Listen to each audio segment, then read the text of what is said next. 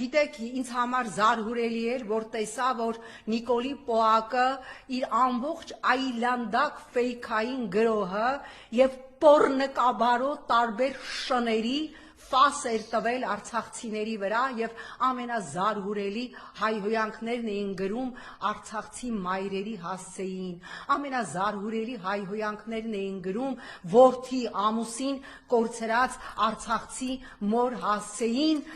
Սիրելի հայրենակիցներ, սիրելի արցախցիներ, շան տեղ մի դրեք վայրահաչողներին, շան տեղ մի դրեք, որովհետև միայն, ինչ ասենք, միայն պիղծը կարող է արցախցի մորը ասել ռադեղի գնա, և այն, որ հայտարարում էիք, ինչ որ պիղծ վիժվածքներ գրում էին, ինչի պտի դուք 50,000 ստանաք, ես հիմա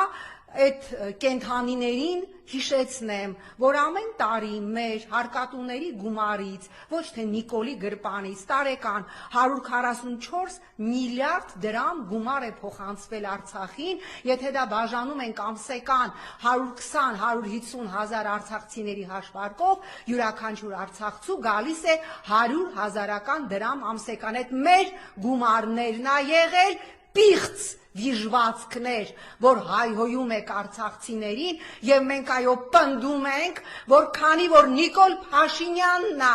150,000 արցախցու սարքել անտուն տնավեր, այդ գումարը տարեկան 144 միլիարդը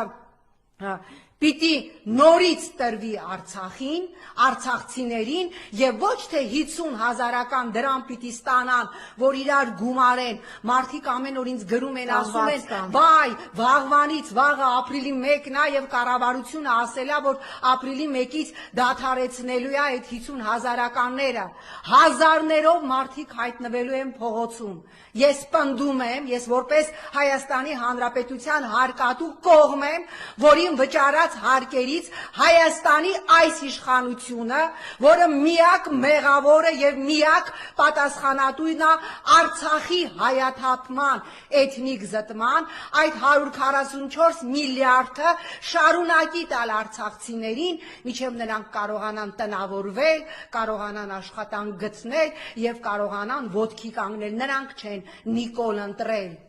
որ հիմա պատասխան տան մեր ընտրության համար, թե ինչի իրենք դարձան տնավեր և անհարմար է, նայում եմ ինչ-որ կանայք գրում եք մնայիք ձեր տներում կռվեիք, ոնց մնային,